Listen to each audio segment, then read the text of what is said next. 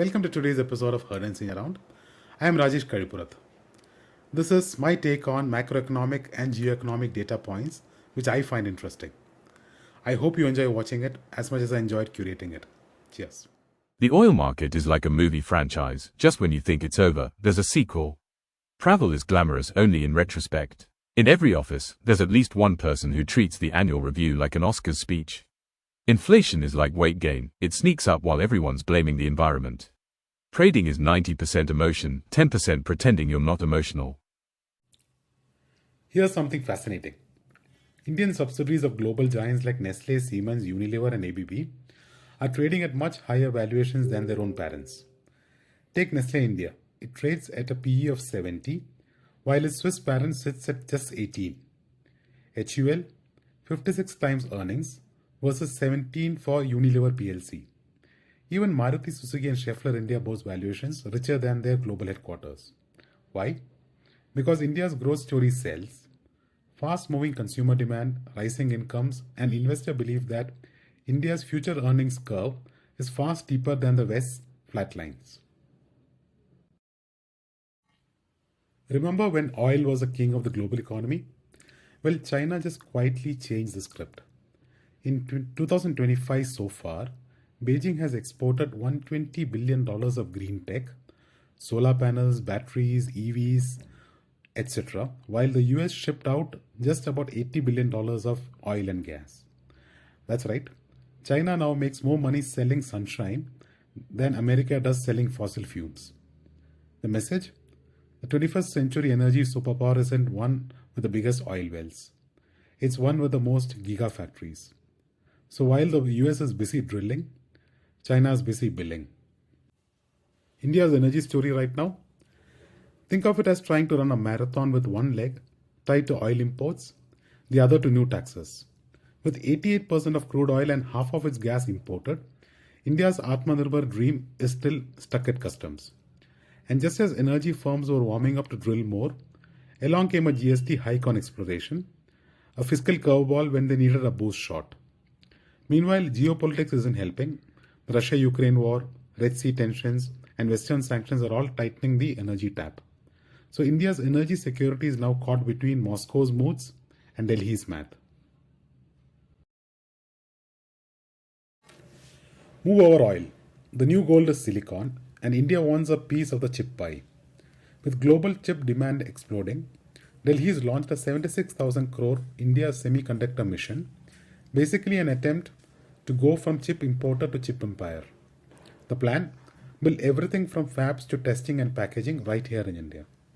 And the government footed half the bill. Yes, there's a 50% subsidy on semiconductors. Big names are lining up. Tata's 91,000 crore fab in Dholera, Micron's giant plant in Gujarat, Foxconn HCL in Jewar, and a bunch of global tie-ups from Japan to Taiwan.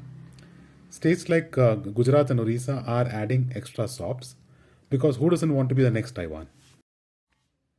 If money had a zip code in India, it would start with Mumbai 400001.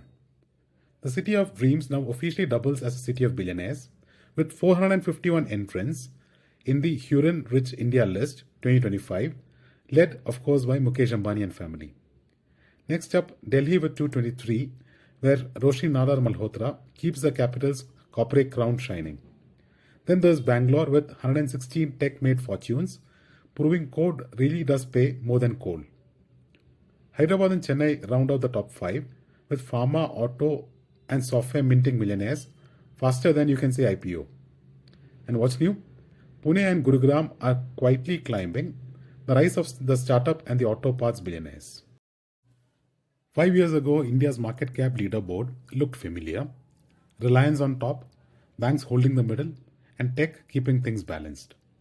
Fast forward to 2025, and the heavyweights just got heavier. Reliance is still the undisputed king at 18.8 trillion rupees, expanding from oil to data to retail, basically running on every kind of fuel possible.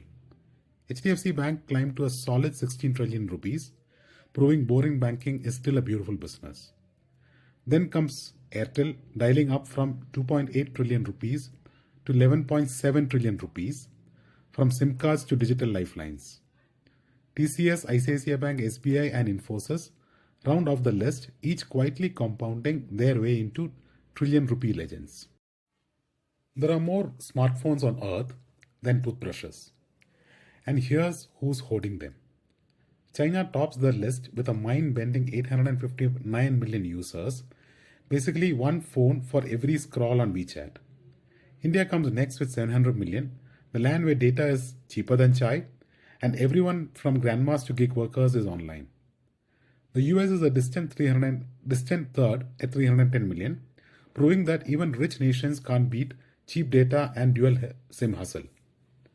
Then comes Indonesia, Brazil, and Russia, each turning their phones into mini economies of gaming, streaming, and shopping. Surprisingly, Europe's big guns, Germany, the UK, and France, barely make the top 15. GST, e-way bills, tolls, power demand, everything was buzzing in August. But before we pop the champagne, here's a twist. A lot of that action came from festive stocking, companies moving goods early for Diwali, and exporters racing against new tariffs, US tariffs. So yes, the economy's engine is revving, but part of that roar might just be the sound of warehouses getting a workout and exporters burning rubber to beat the tariff clock. India's factories are humming again. The manufacturing PMI, which is Purchasing Managers Index, just hit an 18-year high. Steel and coal are flexing with double-digit gains, cements setting fast, and power outputs holding steady. But before we call it a private sector comeback, not so fast. The RBI quietly reminds us it's mostly government capital spending doing the heavy lifting. So yes, the industrial engine's roaring, but it's still Delhi's fiscal fuel and not corporate cash that's keeping the wheels spinning. In short, great momentum, but the private sector is still watching from the pit lane.